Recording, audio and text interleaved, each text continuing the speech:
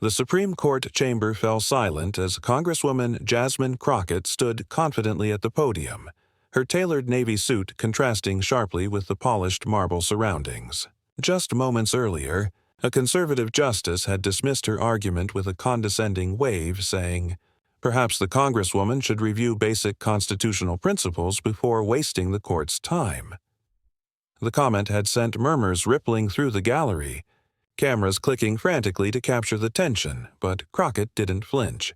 The former public defender and civil rights attorney from Texas gripped the podium tightly, her eyes blazing with determination. Sitting directly across from her was Justice Ketanji Brown Jackson, the first black woman on the Supreme Court, who leaned forward slightly, her expression unreadable as she studied Crockett intently. The conservatives on the bench expected to easily overpower this freshman congresswoman, but Crockett, armed with her Harvard law degree and years fighting in the trenches of Texas courtrooms, saw this moment as her chance to prove them wrong. She took a deep breath and prepared to transform the Supreme Court hearing into a master class that would leave the chambers speechless. This wasn't just another hearing.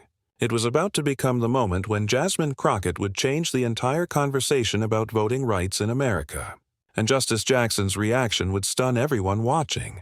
Before we dive deeper into this incredible showdown, don't forget to like and subscribe so you won't miss our latest political analysis and courtroom drama breakdowns.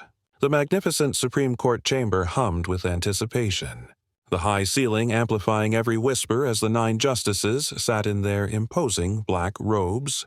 The conservative majority looked particularly confident that morning, with the Chief Justice's gaze steady and somewhat dismissive as Congresswoman Jasmine Crockett approached the podium.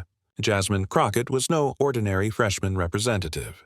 At 41, the Texas Democrat had built a reputation as a fearless advocate who had successfully defended countless clients against voter suppression tactics. Her journey from the Arkansas Delta to the halls of Congress wasn't easy. She'd fought through law school at the University of Houston, then battled in the Texas legislature before winning her congressional seat. Her legal background made her uniquely qualified to address the court. But to many of the justices, she was just another politician out of her depth. Justice Ketanji Brown Jackson, however, watched Crockett with careful attention. Having been confirmed to the Supreme Court in 2022, Jackson had navigated her own difficult path through Harvard Law, federal public defender offices, and the federal bench. Like Crockett, she knew what it meant to be underestimated. The two women had never directly worked together, but they shared the experience of being black women excelling in spaces never designed for them. The case before the court that day carried enormous implications. It concerned a new state law that critics argued would effectively disenfranchise thousands of minority voters through strict ID requirements, limited polling hours, and aggressive purging of voter rolls.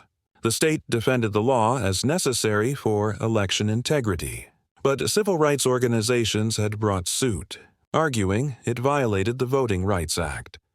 Crockett had requested special permission to address the court as an amicus curiae, bringing her first-hand experience with similar laws in Texas. Her presence wasn't merely symbolic. It was strategic. The conservative justices had already signaled their skepticism toward the plaintiffs during earlier arguments, and the liberal wing of the court desperately needed something to sway at least one vote. The tension in the chamber was palpable. Legal experts had already written numerous articles predicting the court would uphold the law in a 6-3 decision along ideological lines. News cameras positioned outside captured protesters holding signs about democracy and equal access to the ballot. Inside, clerks and spectators filled every available seat, aware they were witnessing a historic argument about the future of voting rights in America. Justice Thomas leaned back in his chair, his expression impassive. Justice Allo shuffled some papers, barely looking up as Crockett was introduced. The Chief Justice checked his watch subtly. Only Jackson and Justice Sotomayor seemed genuinely interested in what Congresswoman Crockett might have to say. "Miss Crockett, you have 20 minutes, announced the Chief Justice, his tone making clear he considered this a formality. The gallery watched as Crockett organized her notes, straightened her shoulders, and prepared to address the highest court in the land. "Thank you, Mr. Chief Justice, and may it please the court," Crockett began, her voice clear and strong, carrying to every corner of the chamber. I stand before you not just as a congresswoman, but as an attorney who has witnessed firsthand the devastating impact of laws identical to the one before you today." She hadn't even finished her opening statement when Justice Allo interrupted, his voice sharp with impatience. "Congresswoman Crockett, we're not here for political speeches. Do you have any legal arguments to present that haven't already been covered by the plaintiff's counsel?" The interruption was unusually abrupt, even for the notoriously conservative justice. A few gasps could be heard from the gallery. Crockett didn't miss a beat. "Justice Allo, I have extensive legal arguments based on constitutional law and Supreme Court precedent, which I'm eager to present if permitted to continue." Her response was respectful but firm, refusing to be intimidated. She proceeded to outline how the law in question created desperate impacts on minority communities, citing specific data from 3 different states with similar legislation. The conservative justices exchanged glances, clearly not expecting such a detailed statistical analysis. Justice Thomas leaned forward, his normally quiet demeanor giving way to skepticism. "Mrs. Crockett, these numbers don't prove intent to discriminate, which this court has consistently required to find a constitutional violation." Crockett nodded as if she had anticipated this exact argument. "Justice Thomas, if I may direct the court's attention to Exhibit C in the amicus brief." She pulled out a document that hadn't received much attention previously. "These are emails between state legislators explicitly discussing how these measures would help turnout in certain troublesome districts. The language is coded, but the intent is clear when viewed in historical context." The room tensed. Justice Jackson leaned forward slightly, her interest visibly piqued. Crockett continued building her case methodically, layer by layer. She connected the current law to historical patterns of voter suppression, cited 5 recent district court cases that had been overlooked, and then, in a move that shocked everyone present, produced an analysis of voter data from the state that contradicted the legislature's own justification for the law. "The state claims these measures address voter fraud," Crockett stated, her voice gaining momentum. "Yet their own database shows only 8 cases in 20 years, none of which would have been prevented by this legislation." Justice Barrett, who had been silent until now, interjected.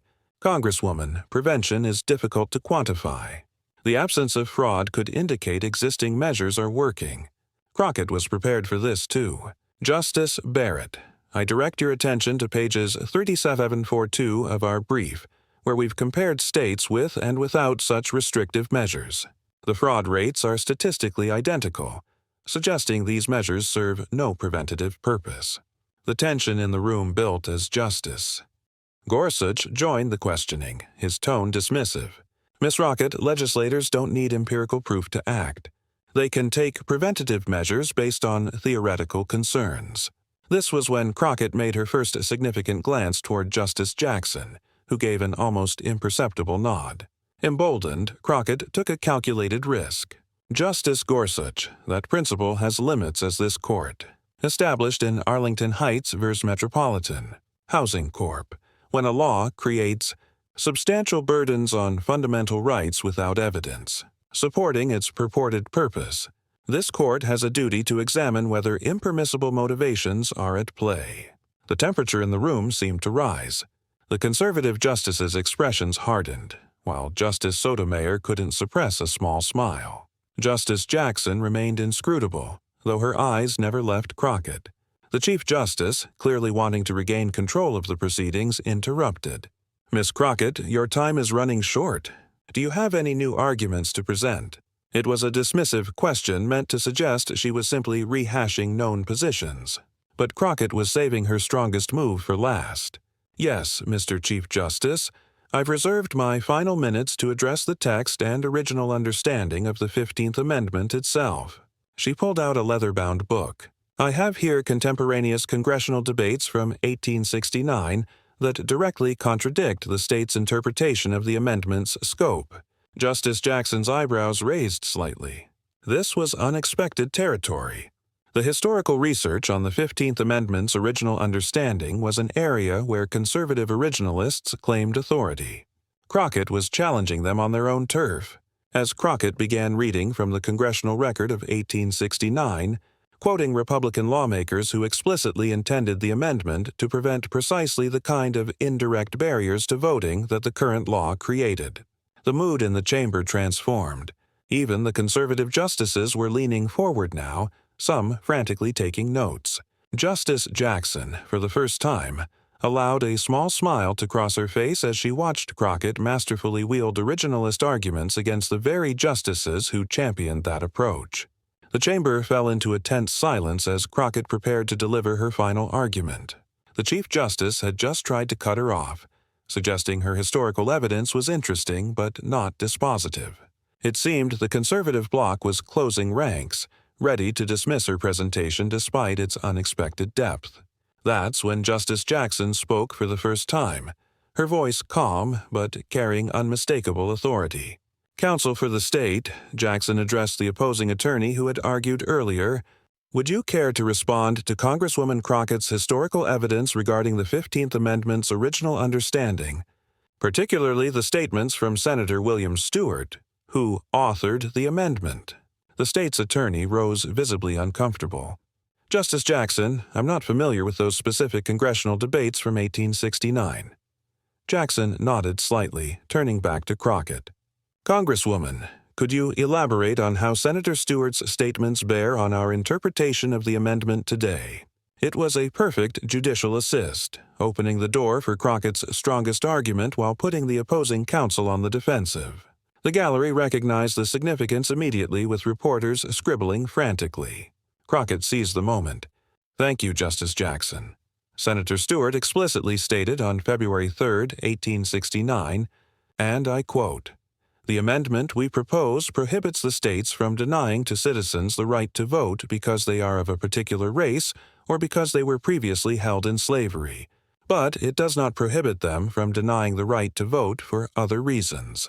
They can withhold the right to vote from citizens for any other reason, provided it is not on account of race or previous condition of servitude.'" She paused, letting the quote sink in before continuing. This makes clear that the framers of the 15th Amendment understood that voting restrictions could be used as proxies for racial discrimination. They specifically designed the amendment to reach such proxies when the evidence shows, as it does here, that race is the motivating factor. Justice Allo, clearly annoyed, interrupted again.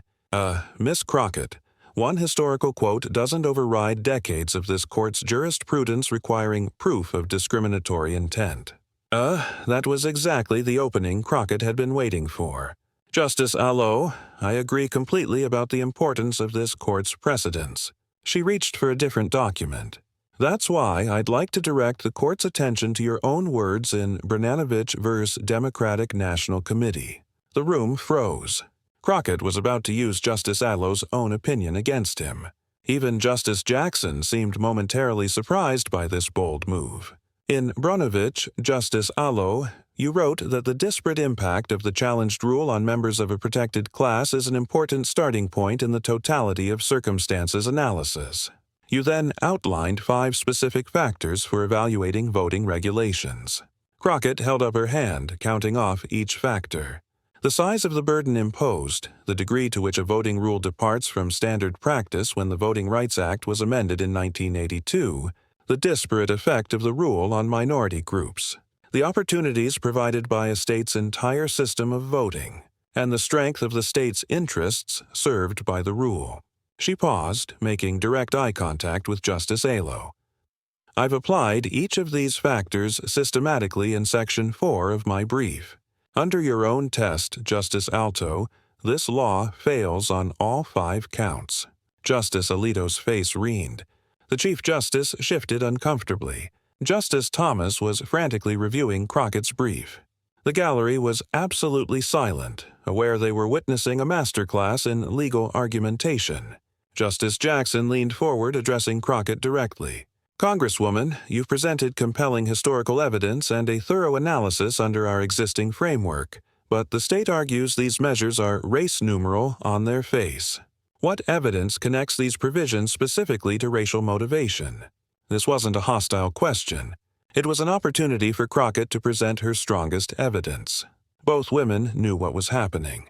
Justice Jackson was helping Crockett address the key issue that might sway a moderate conservative justice. Crockett nodded appreciatively. "Justice Jackson, I direct the court to Appendix D of our brief.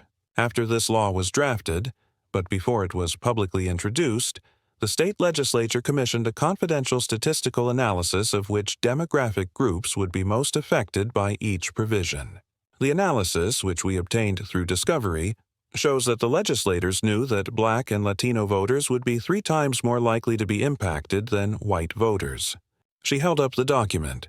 More damning still, after receiving this analysis, they specifically strengthened the provisions that showed the greatest disparate impact. They removed provisions that would have affected rural white voters at similar rates. The evidence of discriminatory intent doesn't get more direct than this. The revelation sent shockwaves through the chamber. Justice Kagan visibly reacted, exchanging a meaningful glance with Justice Sotomayor. But the most powerful moment came when Justice Jackson, typically reserved during oral arguments, set down her pen and leaned back in her chair. "Thank you, Congresswoman Crockett," she said, her voice measured but unmistakably impressed. "Your presentation today has been exceptionally thorough, both in its historical context and its application of this court's standards. I appreciate your bringing these overlooked materials to our attention." Coming from a Supreme Court justice, this level of direct praise during oral arguments was extraordinarily rare. Every head in the room turned toward Justice Jackson, then back to Crockett, who stood tall at the podium. Even more remarkably, Justice Barrett spoke up. "I have a question, Congresswoman. This statistical analysis you referenced, was it ever presented to the full legislature before the vote?" It was the question that signaled Justice Barrett might be gettable, the kind of procedural issue that could give her an off-ramp from voting with the conservative bloc. Crockett's response was immediate and precise. "No, Justice Barrett, the analysis was shared only with the bill's sponsors and leadership. We have emails confirming they intentionally withheld it from the wider body precisely because," and I quote from the committee chair's email, "the racial data would create unnecessary complications." Justice Barrett nodded slowly, making a note. The Chief Justice, recognizing the momentum shifting, attempted to regain control. "Your time has expired, Miss Crockett, but the damage was done." As Crockett gathered her materials to step away from the podium, Justice Jackson made one final comment that would be quoted in every news outlet within the hour. "The court appreciates arguments grounded in both originalist principles and our modern jurisprudence. When an advocate can navigate both effectively, as we've seen today, it significantly aids our deliberation." "Thank you, Congresswoman." The gallery erupted in whispers. Legal experts in attendance immediately recognized what had happened. Justice Jackson had just signaled that Crockett's arguments might have successfully threaded the needle, appealing to both the court's liberal wing and potentially swaying at least one conservative justice on originalist grounds. As Crockett returned to her seat, the state's attorney rose for rebuttal, but the energy had shifted palpably.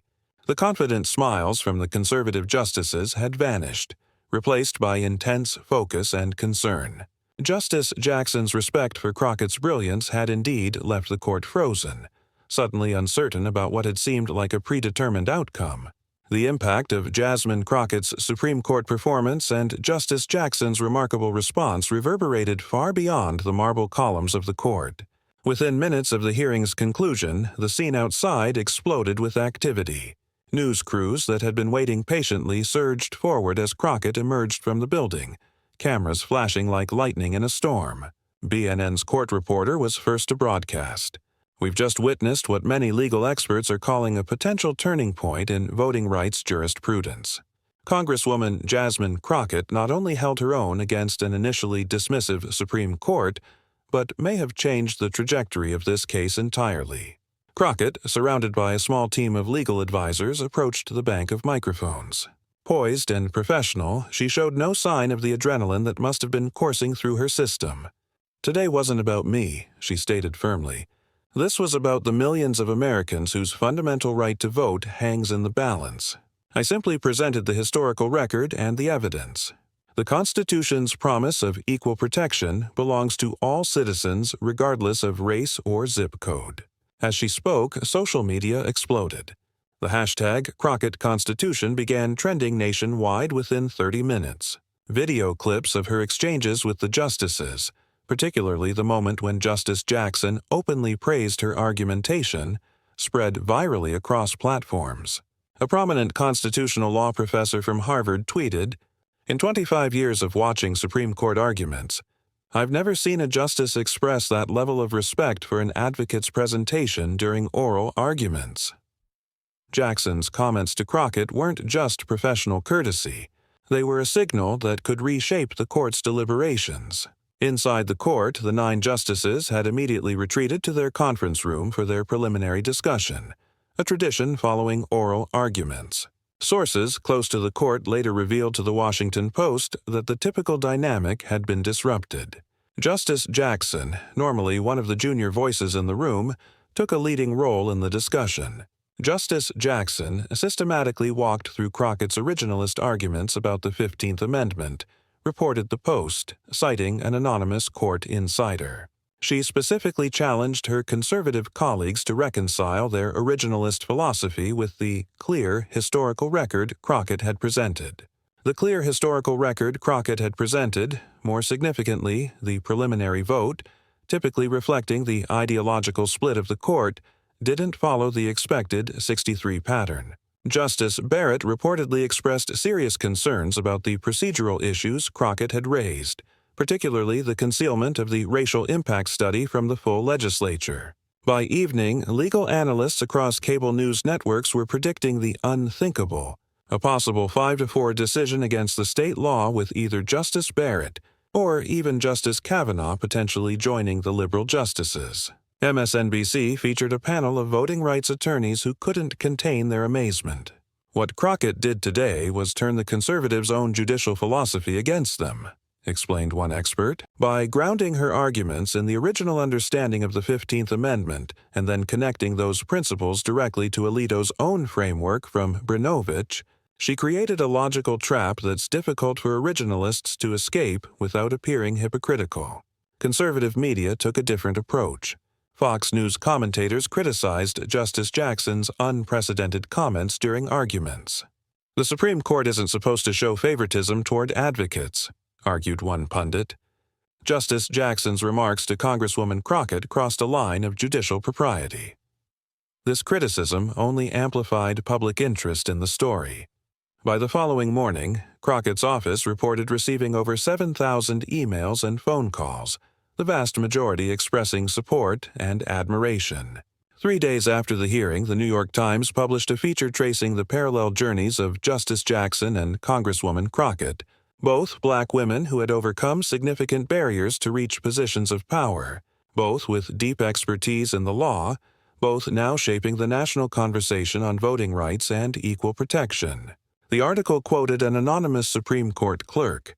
"Justice Jackson has been waiting for this moment. As the first black woman on the court, she's been careful not to appear too activist." But when Congresswoman Crockett presented such meticulous historical evidence that aligned perfectly with Jackson's own understanding of the 15th Amendment's purpose, you could see something click. It was as if Jackson had found the perfect vehicle to express her jurist credential vision. Law schools across the country began incorporating transcripts of Crockett's arguments into their constitutional law curricula. Georgetown Law announced a special symposium analyzing the historical evidence Crockett had presented and its implications for modern voting rights jurisprudence. The political implications were equally significant. Democratic leadership in Congress moved quickly to elevate Crockett's profile, appointing her to the powerful House Judiciary Committee, an unusual honor for a freshman representative. Progressive organizations began mentioning her as a potential future candidate for higher office. President Biden invited both Crockett and Justice Jackson to the White House for a private meeting on voting rights legislation.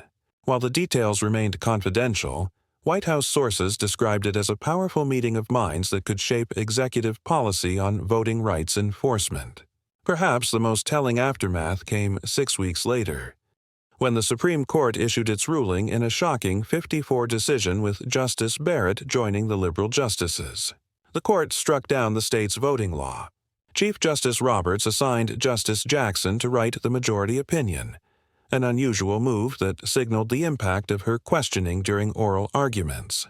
Jackson's opinion cited Crockett's historical evidence extensively, particularly the 1869 congressional debates. The opinion concluded when the framers of the 15th Amendment prohibited denial or abridgment of the right to vote on account of race, they understood, as evidenced by their contemporaneous statements, that this prohibition extended to laws that accomplished discriminatory results through facially neutral means when the evidence established discriminatory intent. Justice Allo wrote a blistering dissent accusing the majority of abandoning decades of precedent.